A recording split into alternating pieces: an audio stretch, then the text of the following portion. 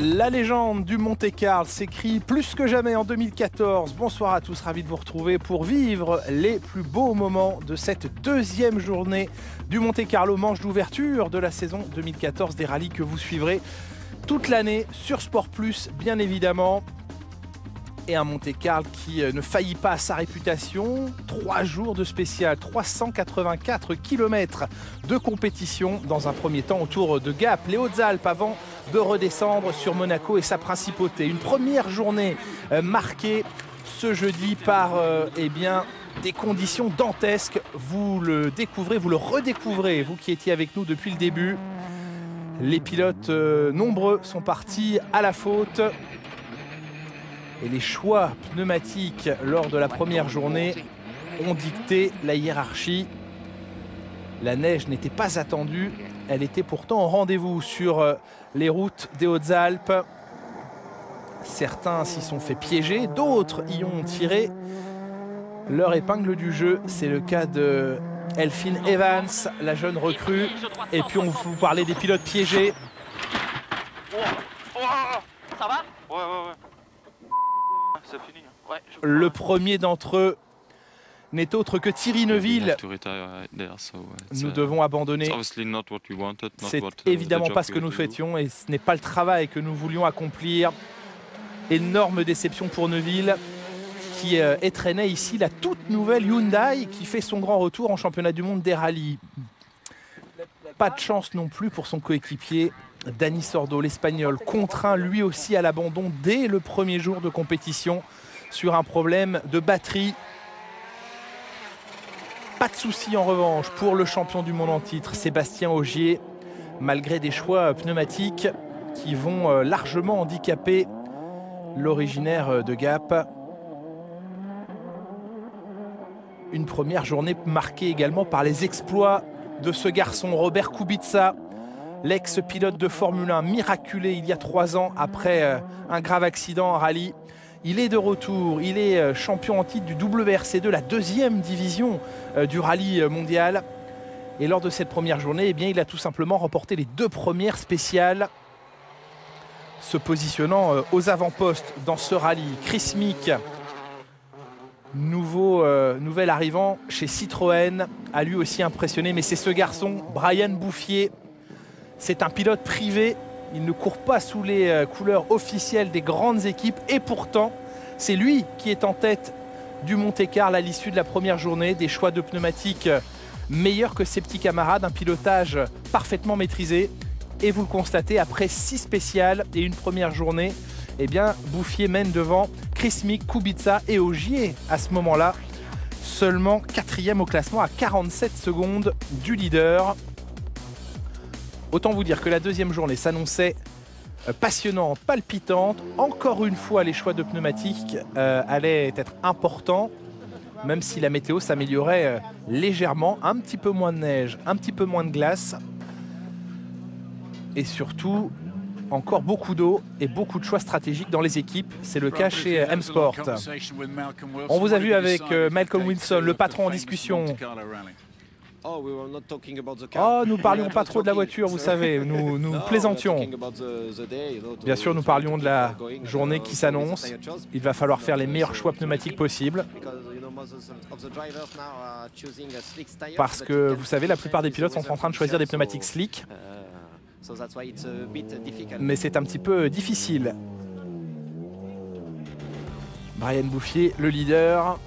Et on découvre le programme de cette deuxième journée. 5 spéciales au programme, 178 km de compétition. Des passages mythiques évidemment du Monte-Carlo. À commencer par cette spéciale, la 7e du rallye, la première de la journée.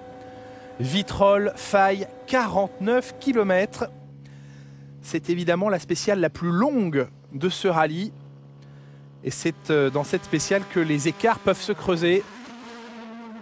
À Sébastien Ogier d'entamer la journée de la meilleure façon possible.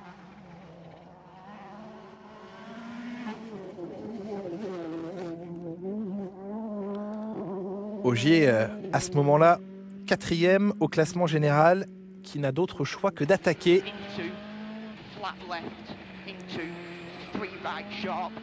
C'est le cas également Delphine Evans, 6e au général, qui réalise un début de rallye tout à fait satisfaisant vu son jeune âge et sa relative inexpérience du haut niveau.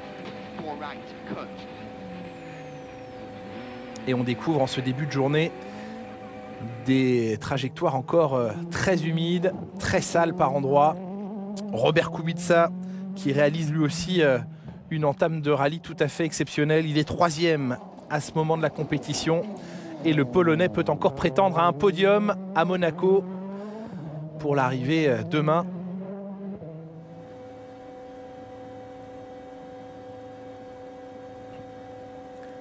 Robert Kubica dans l'une des parties extrêmement rapides de cette spéciale de 49 km. Premier passage. Il y aura un deuxième passage dans l'après-midi. On retrouve Sébastien Ogier et Julien Ingrassia, son coéquipier. 120 mètres. Droite 138 sur frein gauche 130 plus corde. Gauche 130 plus corde. Sur droite 6, 60 mètres frein gauche 120 milons. Gauche 120 milons. 120 milons. Pour droite 130 milons frein pour les freins gauche 50. Et Sébastien Ogier qui est en train de faire la différence dans cette spéciale. Oh, vous savez, les surfaces noires sont incroyablement glissantes. Par moments, nous glissons énormément sur ces plaques. Mais bon, heureusement, nous sommes là. On retrouve Robert Kubica et on aperçoit ces plaques de goudron plus noires que les autres qui ressortent au sol et qui s'apparentent à de véritables plaques de verglas. Même s'il n'en est pas question ici, elles sont aussi glissantes. Et autant de pièges que les pilotes doivent déjouer. Robert Kubica va franchir la ligne avec près de 25 secondes de retard sur Sébastien Ogier lors de cette 7e spéciale. 4e temps pour Kubica. Chris Meek est à la lutte avec Robert Kubica pour le classement général. La veille au soir, les deux pilotes étaient séparés par moins d'une seconde.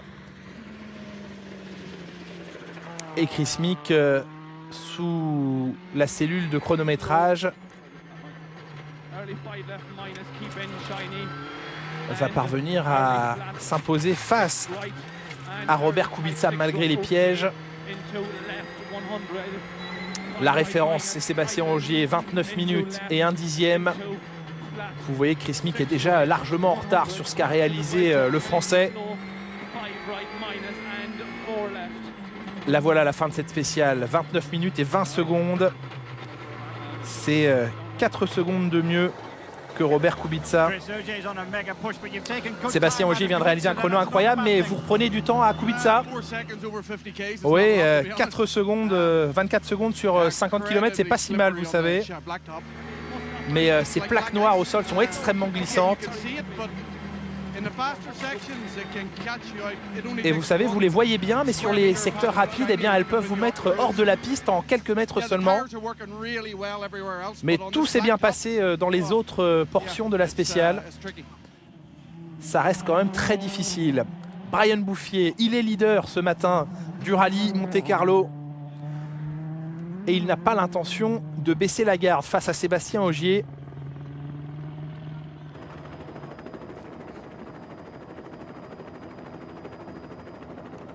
Bouffier, on le rappelle, qui est engagé ici en tant que privé, loin du soutien technique des écuries officielles, même s'il pilote une Ford Fiesta confiée à M-Sport. Ce que réalise Brian Bouffier est tout bonnement exceptionnel. Il le connaît bien, ce rallye Monte-Carlo. Il l'a gagné par le passé en IRC.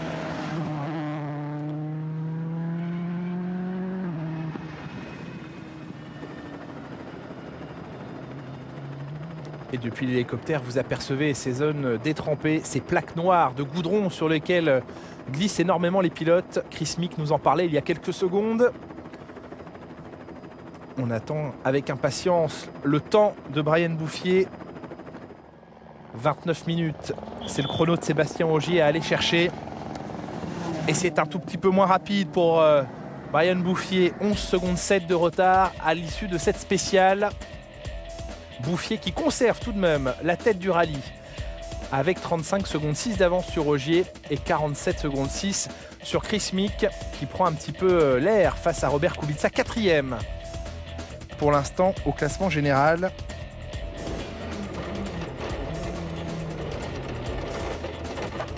Et vous découvrez ici l'arrivée de la 8e spéciale.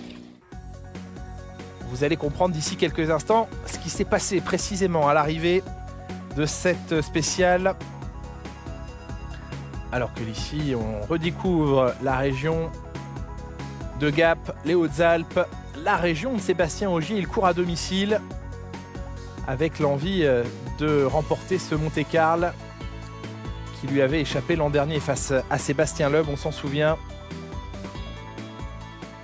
Mais la route est encore longue jusqu'à Monaco. Bouffier leader devant Ogier et Mick. Petit rappel du classement général avant d'attaquer la 8e spéciale de ce rallye.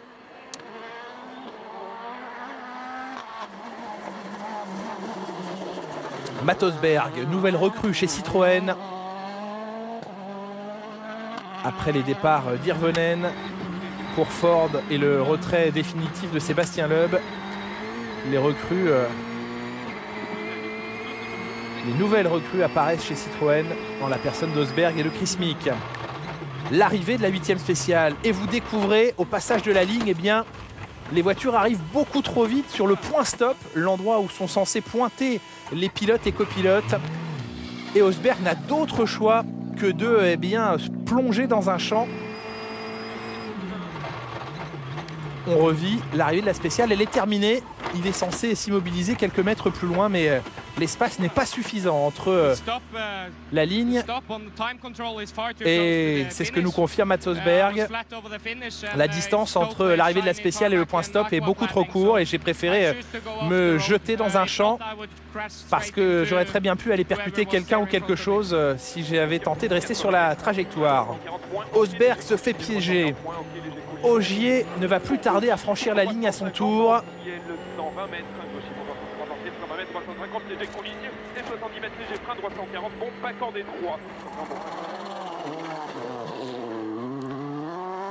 Ogier qui poursuit sa remontée évidemment sur Brian Bouffier. L'arrivée de la spéciale à son tour. Et même cause et même conséquence pour Ogier. On vient d'entendre brièvement Julien Ingrassia dire n'importe quoi. Là aussi, le champion du monde piégé par la courte distance entre l'arrivée de la spéciale et le point stop. Et là, la Polo R se transforme en véhicule de franchissement. Incompréhension et colère de Sébastien Ogier, dont on revoit l'arrivée tout en glisse dans le champ. La route était humide. Et là, c'est une question de réflexe à ce moment-là. Je n'ai jamais vu ça, c'est complètement dingue. Le point stop est juste après l'arrivée. Gros coup de colère d'Ogier et heureusement sans conséquence ni pour le pilote ni pour les spectateurs et commissaires présents à l'arrivée.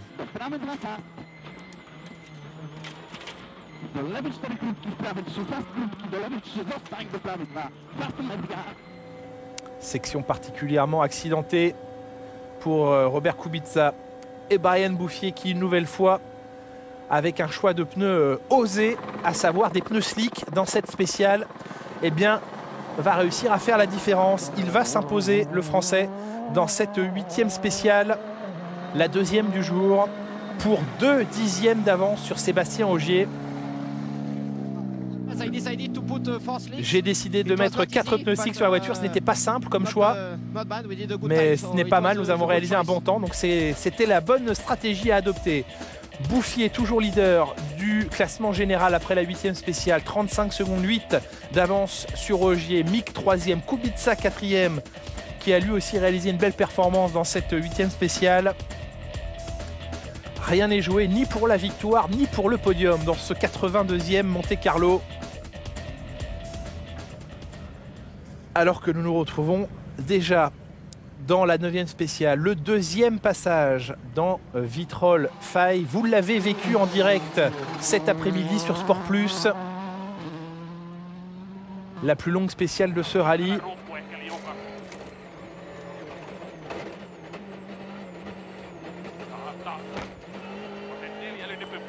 Jari-Matti Latvala, il est 6e à ce moment du rallye.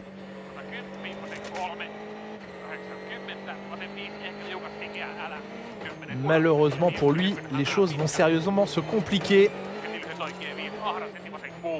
Et dans cette traversée de village, Jari-Matti Latvala est obligé de s'arrêter. Crevaison pour le pilote finlandais. Alors que parti 2 minutes derrière lui, Elfyn Evans continue d'impressionner. Et dans ce même village, Evans arrive. Vous avez aperçu l'Apollo Air WRC immobilisé sur le bas-côté. Evans vient de combler les 2 minutes d'écart au départ de la spéciale. Mais le scénario n'est pas encore terminé. Latvala, aidé de son copilote, ont changé la roue crevée et repartent dans la spéciale. Tout juste le temps pour le coéquipier de Latvala de se ressangler. Et le Finlandais est de nouveau à l'attaque et ne va pas tarder à revenir sur Evans. La Ford qui devance maintenant sur cette longue spéciale, l'Apollo. Latvala va-t-il trouver l'ouverture? Va-t-il pouvoir se défaire d'Evans?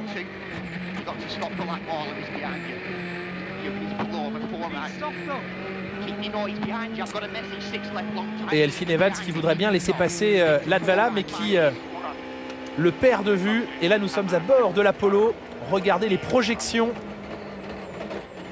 que reçoit le Finlandais. Difficile dans ces conditions de se rapprocher, mais de manière très fair-play. Evans s'écarte pour permettre à Latvala, qui est sur un rythme plus rapide, de poursuivre l'aventure. Mais évidemment, énormément de temps perdu par Latvala. Quasiment 2 minutes d'immobilisation.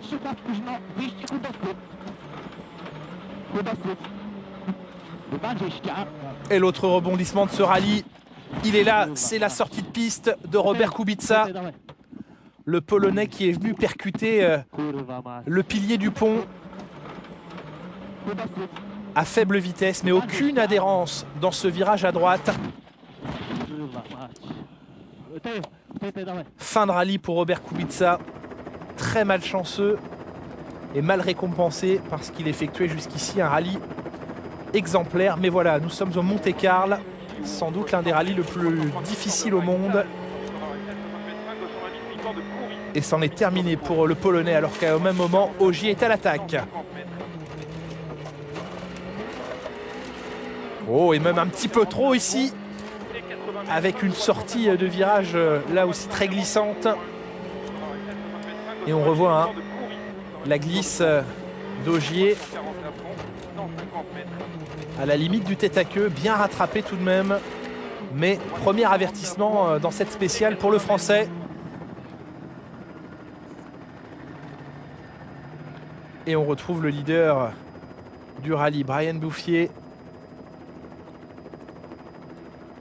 Malheureusement, ce que l'on n'a pas vu au moment du direct, ce qui a échappé aux caméras, eh bien, c'est la sortie de piste de Brian Bouffier qui va, vous allez le constater au chronomètre, lâcher énormément de temps dans cette spéciale. 47 secondes de perdu sur Sébastien Ogier qui remporte cette 9e spéciale du rallye.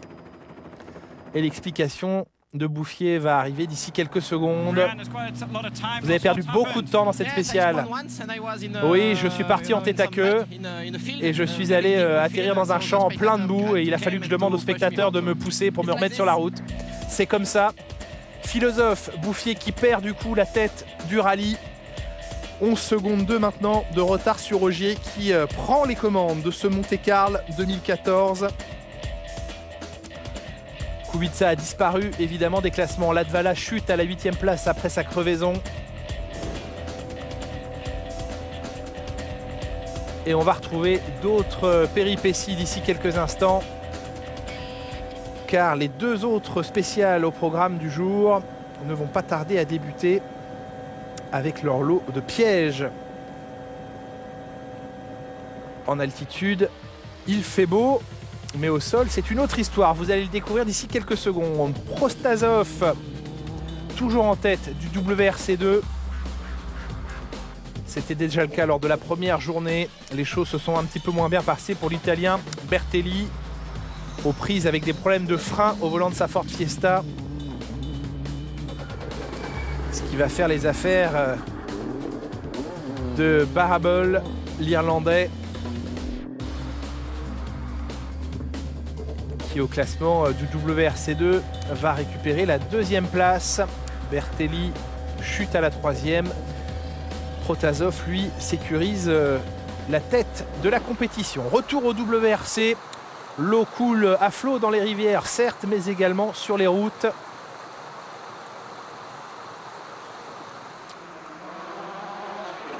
Alors que l'on retrouve ici Mikkelsen, le coéquipier de Sébastien Ogier chez Volkswagen. Et vous le constatez, dans cette 10e spéciale, la glace est au rendez-vous.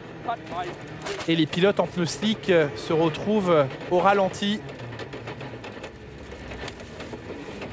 Et malgré de faibles vitesses, eh bien Mikkelsen se trouve piégé dans cette épingle à gauche. Sans gros dommages mécaniques bien sûr, mais la perte de temps, elle, est énorme et il faut l'intervention de nombreux spectateurs pour dégager la Polo du fossé. Je suis prêt, lui dit son copilote. La voiture n'est pas endommagée, semble-t-il. Et vous voyez, c'est sur des œufs que Mikkelsen repart dans la spéciale. Latvala, après sa grosse déconvenue de la précédente spéciale, eh bien, est de nouveau à l'attaque. Mais vous le voyez, lui aussi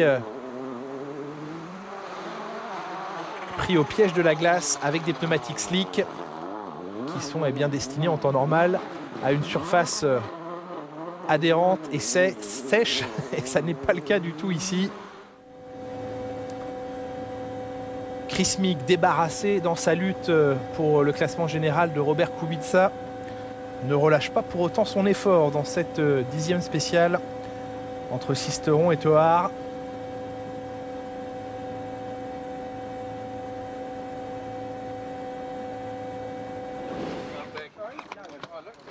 Alors qu'on se prépare pour le dernier passage, et vous l'avez compris, il va s'effectuer de nuit.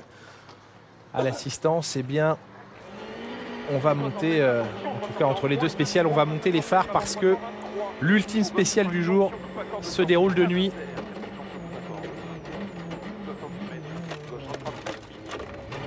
Et la magie du Monte-Carlo opère plus que jamais lorsque la nuit tombe.